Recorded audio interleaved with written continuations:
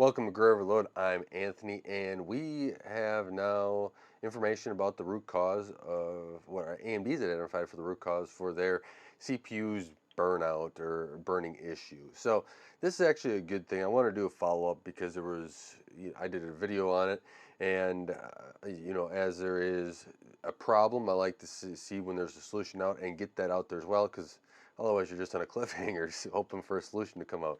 And here we have it. We'll first go over to video cards, and they source it from Nantech, but I saw it here, so I'm going to give them where I saw it first.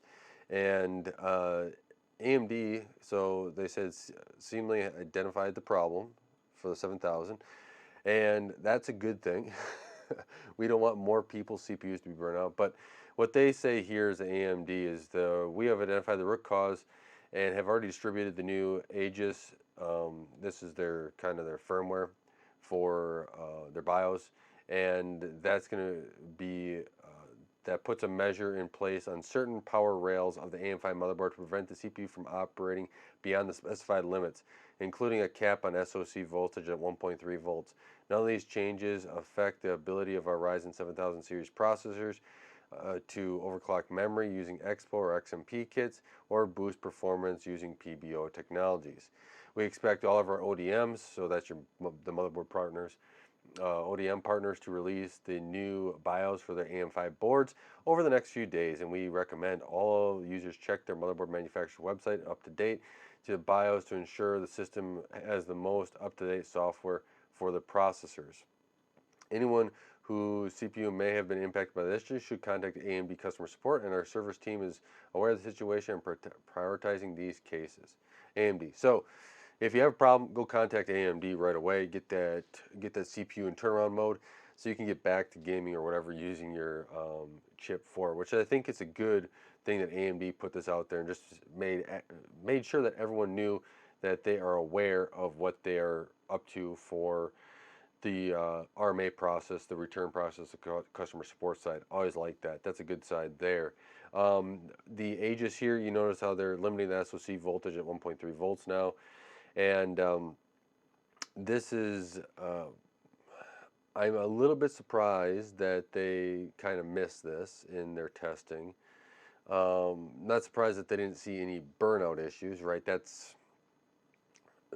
You could be doing the exact same workload on two computers with the exact same hardware and you get two different results, right? So I'm not shocked that they aren't, but I am just a little bit surprised that they didn't run into monitoring these chips and then going out of their specs specific limits. So that's sort of here. One of the things I constantly think about is, at what point does AMD kind of stop with just the non 3D chips, and then you just have the testing of the 3D side stuff, and that's your way forward. You have one less thing to worry about, one less thing to test going forward. Yeah, now all your chips have 3D, but 3D V-cache on them, but is that such a bad thing? I don't know if that's ever going to go away, or the different tiers, but it's a thought. But let's go look at, I also saw it on WCCF Tech. They had some responses from Asus, and I'll post all these links in the description below. Go and check them out. But Asus, of course, has theirs for X3D, and they're talking about the X3D owners of CPU and motherboard failures. They are looking at getting these to the latest release here very soon, and they said they'll have it on the support website in the next 24 hours. And if I recall, this article is from the 27th, so they should already be on there. MSI, they are also confirmed that have not experienced reporting issues, voltages. So they are also getting the BIOS released here, requested by AMD. And Asus, or ASRock, my bad, I'm sorry about that. They say that they are going to already have it out, 1.12. And then BioStar, looks like they have theirs out as well. And Gigabyte, the latest BIOS is available as well. So they're pushing all these BIOS. This is a thing with modern CPUs. This is not just an AMD thing. It is all modern CPUs. They are not just a hardware design and that is fixed throughout time. It is actually a lot of software, a lot of microcode on these chips as well, to what instruction sets you're using, what hardware on these chips, and this is kind of we're kind of in the software defined hardware section of the world now, and expect things like this to happen over time, or issues that you have to update. Spectre meltdown, right? Security stuff that had to have microcode updates on all these Intel and AMD processors, ARM processors. There's a lot of there were software changes in OSs to help prevent some of that stuff as well.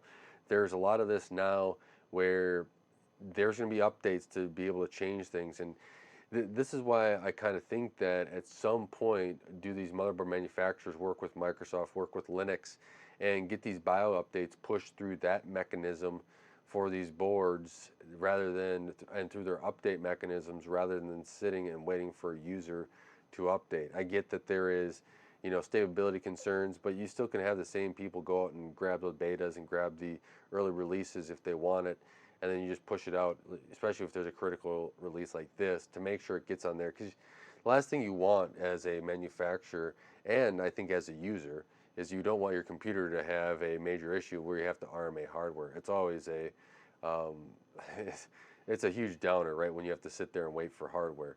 It is not fun at all. But let's do another one, WCCF Tech here. They just had issues issuing all these beta BIOS for AM5 motherboards, new firmware for the Ryzen 7000 CPUs, thermal limits, and more. So you get the new Aegis and improved system compatibility, and you already see that they got some of these out in beta. So Iger's Lab has this image here, and that WCCF has. So there's a lot of stuff going on right now in this, getting this update out. It's a pretty, what was it, about a week turnaround? That's pretty good.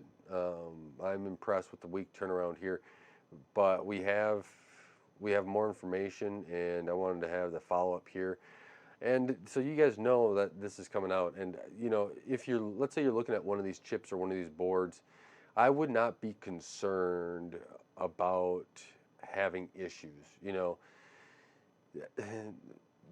Me personally, right?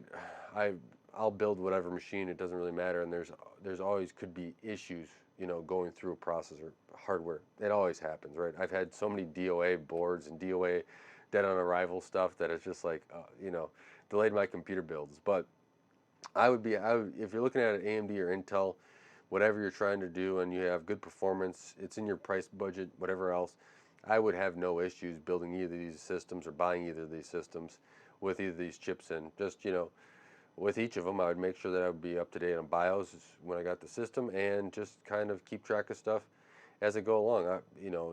Both would be reliable, from what I can tell. So I've never had a major issue over a long period of time in general with each platform. I've had individual major issues with some of them. Uh, I have stories, but on each platform, I've had a lot of stories. But I've been building computers now since I was in middle school, middle school era. So it's been quite a few years. But it's, to me, right, each of these platforms has their up and downs, kind of what you're trying to do with them, gaming wise or productivity wise. And so just pick the best platform for you. Let's say you want to upgrade your CPU. I think Intel is kind of at the end of the road. I don't know if they're going to fit another generation CPU on their current boards. So if you're going to do that, either wait for the next gen Intels, or you have AMD, which you can then upgrade throughout this time. And let's say you're worried about, they've had problems with these BIOS here with a little bit. Yeah, there's a BIOS issue here and there. That's understandable to be a little worried about. But I believe that what AMD will do going forward too is make sure that they're kind of testing some of these voltage requirements and specifications as they're going forward, because I'm guessing they got some of those tests now. I think in their regression test area, so that then they don't have these systems going out further. And when you have a next gen that comes out and those chips are supported, you'll have more regressions there too. So Just on a testing side, I've- I work for a software company, so I kind of know how testing goes, and or how it should go. Let's put it that way. I have a I have a very good, vivid mind of how I want testing to happen, but I think that these are all things that are going to be ironed out over time. But let me know what your thoughts are on this. How did you like AMD's responses? How do you like ASUS, MSI, all the motherboard manufacturers, Gigabyte, ASRock, BioStar, getting all those updates out in a timely fashion and getting these Aegis out, and so that you can start having that prevention and that little bit of peace of mind that hopefully it's not going to burn out. Now I don't know if you get full peace of mind, but at least for a while until you get more testing data on it. So with that, I do appreciate all your support, helping the channel, everything. It's just wonderful. You guys are all great at supporting the channel. I really do appreciate it. So remember to do all that normal YouTube stuff. Like, subscribe. There's also super thanks if you want to give thanks to the channel that way as well. And until next time, God bless.